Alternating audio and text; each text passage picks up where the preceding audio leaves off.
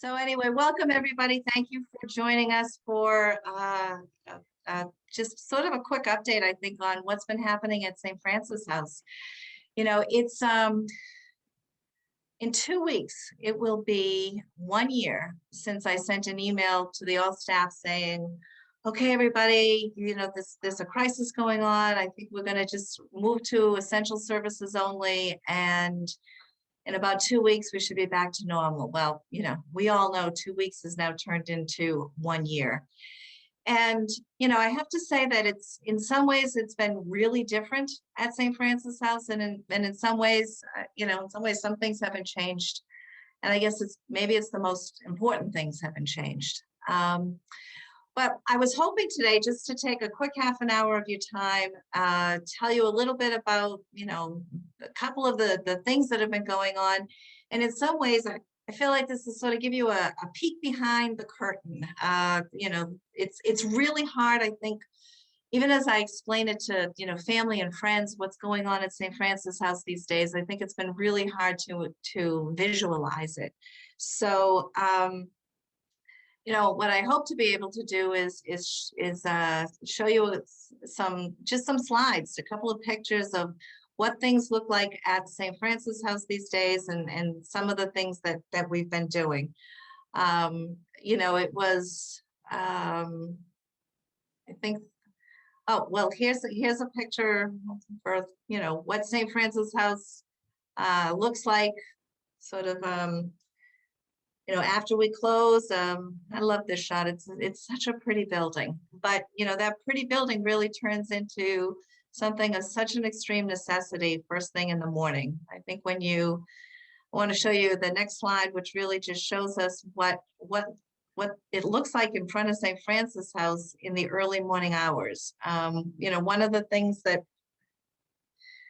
been so challenging throughout this whole pandemic is the fact that you know, there's been such a congestion of people living in emergency shelter at night, and, you know, the public health crisis that creates.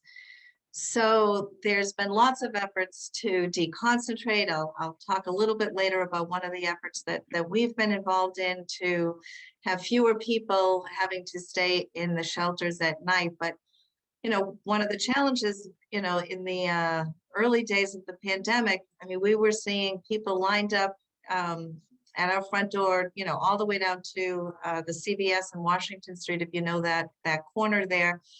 And right now we're seeing about 300 to 350 people a day. And that is challenging because the amount of space hasn't gotten any bigger inside of our building.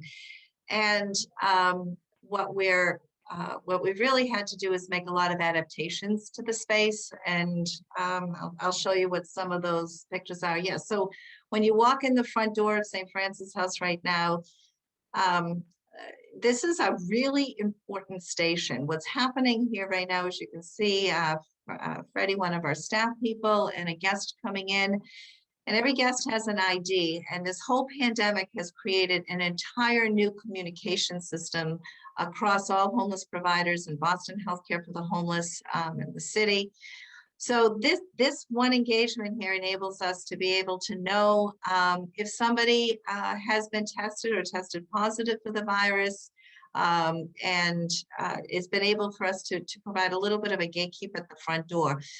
We've now, you know, testing is still happening, but, you know, we're now moving into, you know, vaccinations. And so I'll talk a little bit more about how vaccinations are going for staff and for guests. But this also gives us an opportunity to be able to know if a guest has received the vaccine, their first dose, their second dose, when their next appointment is due to get their second dose, so that we can really encourage people to get that vaccine, make sure that they don't miss their second dose appointment. So you know, and then this is a shot of our lobby. And again, some things, you know, we're probably like every other place you've gone, there's signage telling you how far to stand apart, and you know, maintaining distance. I joke with people sometimes that I wish I had taken out stock in plexiglass because it's everywhere. And We haven't been able to expand, physically expand the space. So, I think what we have found then, and we're struggling with right now, is that, there are 350 people more some days coming to us. And especially in these, when the weather was really harsh and cold, how do you manage to get everybody, invite everybody to stay inside the building and socially distance? And so, so while we do our best to have that, the truth is, plexiglass has really been our saving grace in many ways, because we've been able to create safe pods or safe spaces and barriers so that we don't end up having to turn people away, but we can have people come in and provide the safest service possible. So trying to see what and then, here's just, a random shot of some of our guests that are, pretty regulars that are coming to St. Francis House. It's simple things, really. It's like being able to get a fresh and clean mask every time you come into the building, and being able to have bathroom facilities and hand washing facilities available to you. And I always love these pictures, because it always reminds me that everything we're doing every single day is for these men and women, and trying to keep them safe, and then, as I'll talk, not stopping to do whatever we can do to move people beyond their experience of being homeless. And so I think the next slide hopefully might show you a little bit of what's going on in our dining room. Nope, I think we're going to talk about vaccines. Sorry. So one of the things that, was so encouraging was that we're so grateful to Governor Baker and Mary Lou Sutters for prioritizing people who live in congregate settings or who work in congregate settings for being able to receive the vaccine in that first phase. So we, along with lots of other folks, have been doing a lot of outreach, a lot of engagement. We partner with Boston Healthcare for the Homeless, who's, just been such an amazing partner throughout this. Can't say enough wonderful things about them. So Boston Healthcare for the Homeless is providing all of the vaccinations for all people experiencing homelessness, all the staff that work in those congregate settings. What I can tell you is that as of, and it's increased since then, but that the latest number I have to report out is that as of last Thursday, February 18th, there had been 1,837 vaccines administered to staff and guests that are living and working in congregate shelters. And that includes 987 site staff, including about 150 odd so folks that have now received their second dose, and about 850 people who are experiencing homelessness, of which about 150 of those folks, and again, those numbers have gone up, but those folks have received their second dose. So it's been a challenge in some ways to be able to get people to overcome some hesitancy that they have about the vaccine. And, we're doing a lot of outreach, a lot of engagement. We have signage, we've done, we've created videos, we're playing them in loops. We've identified staff ambassadors, COVID staff ambassadors, to be working with folks. And one of the things we looked at with our data, people are asking, are guests getting the vaccine at St. Francis House? And the guests are receiving their vaccines in the shelters where they stay. But what we've also now realized is that we took a look at the number of guests that were coming to us in January and through mid-February. And, there were about 290, 300 guests that were coming here at least 50% of the days that we were open, but only a third of those guests had received the vaccine. So we're needing to do more targeted outreach. And so, now that system that I showed you at the front door, that's enabling us to really be able to know in real time, in any given moment, who has walked in our front door, has received a vaccine, who's ready for that second dose vaccine. And so in working with Healthcare for the Homeless, I think pretty soon we're going to mobilize to be able to provide vaccinations to our guests on site in a very targeted way. We've been very pleased that the staff have the majority of our staff who are working in the congregate setting have received both their first and second dose. In fact, I just got my second dose vaccine about an hour ago. So I'm feeling really good about that. So, and very positive about the response that our staff to the vaccine. The other thing that, you know, healthcare for the homeless, I mean, I think all of us are having some bandwidth issues these days and trying to figure out how we can contribute. And so it's so important that everybody gets this vaccine.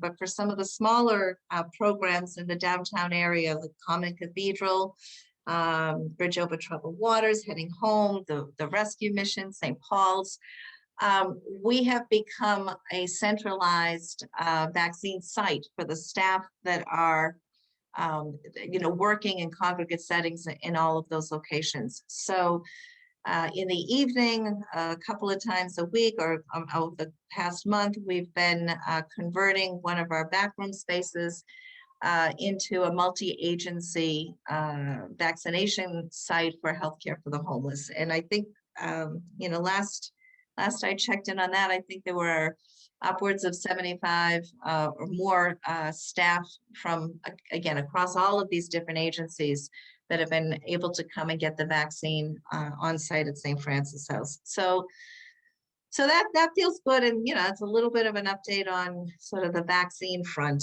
Let me show you, if we move to the next slide, I think I can show you, oh, in fact, we have a little video. For those of you who haven't been here in a year, let's take a peek. You walk in and this, you know, this is our dining room. And then just a peek into the dining room. I think, remember when I said earlier it's about the plexiglass. So, you know, this is our dining room and we really are trying to maximize every square inch of the space. So in this way, while we're keeping the dining room open from the time we open in the morning to the time we close in the afternoon. We're keeping all of our other spaces throughout the building open so guests can take a meal and eat in the dining room or in the day center, in the atrium. When the weather was nice, guests would go outside. We're still serving anywhere between 450 to 500 meals a day between breakfast and lunch. And, you know, when I said some things haven't changed, I was across the street this morning and, oh my God, we were having breaded pork chops and sweet potatoes. So it was, the food is still as good, but, you know, it's being served differently. You know, one of the real challenges here is we've lost so many of you all who would come in on a regular basis and volunteer. And, you know, that has required us to change our operations a bit.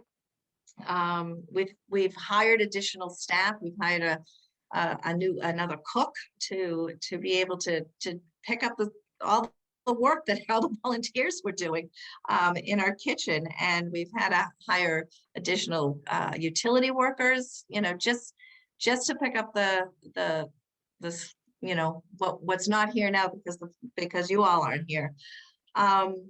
The food is in these to-go containers, but, you know, I love this particular picture because I think what this says to me is what hasn't changed yet, this plexiglass, but our guests are still coming to the dining room and enjoying fellowship with each other, enjoying the company of each other, supporting each other. These guys had a great time the day they were in there taking the pictures. So, yeah, so when I say things that matter, the food is good. It's just in a styrofoam container. And the spaces, it looks a little different, but people are still flocking and coming to us and are still so grateful, and we're so grateful that we can still be here for them. I think the other thing is clothing. I mean, clothing is different without our volunteers, without all of you folks coming here. Oh, I don't know. I think we're gonna. Oh, here's some kitchen. I'm not controlling this. We're trying to sync up with the person in control. So there's Sue and Gilberto and a volunteer. We have had some volunteers that have been able to come. Yeah, here's a few of our hardy volunteers that have been coming since pretty much since the beginning of the pandemic. and been helping us out. And then, as you can see to the right, we've got some folks coming through the line, getting their meals. Oh, I love this one. I saw this last night. If you look on the to the left side, it's still Waffle Wednesday at St. Francis House. And so we're still happy with that. And then clothing. Clothing is one, I think as all of you on the call know, St. Francis House is the largest distributor of clothing for people experiencing homelessness. And so people's need for clothing hasn't gone away, but what did go away was our ability to receive donated clothing. So, so we've been purchasing all new clothing for our guests. We're also not able to, provide that choice. People would know that when one of the things that we were so proud of was that people weren't just going to get what they get. People would come, one of the volunteer would wait on the guest, give them a choice of clothing. But because of the space constraints and because, we can't have people waited on, and we didn't have the volunteers to be able to do that. We're providing clothing, I guess on the upside throughout the entire day. People can get clothing more or less on demand or on request. And we're still serving about 25 or 30 guests a day, getting whatever they need, whether now it's, jeans or sweaters or an entire winter coat giveaway. And that, that's doesn't even include all the hats and socks and gloves and stuff that just fly out of here, in the lobby on any given day. So that's kind of like our regular services, our core refuge services haven't changed. I find it to be especially important for guests that are staying out on the street at night. Again, first thing in the morning, we're seeing a lot of people coming to us. In fact, our numbers are bigger in the morning than as the day goes on, because people are just desperate to be able to come inside. So let's see, what do we have next, Shannon? Okay, so the other thing I want to tell you about was workforce, right? So when like I said earlier, when the pandemic first hit, we really had to pare down and have people go work remotely. It was really hard. We were in the middle of a moving ahead program class at that time. So God bless the staff. They did everything they could to, we continued to keep those students housed. We continued to provide instructional services as best we could. And then it was really this summer and, September when we were able to really get back to, I won't say to full swing, but into the swing of things and being able to provide our workforce programming.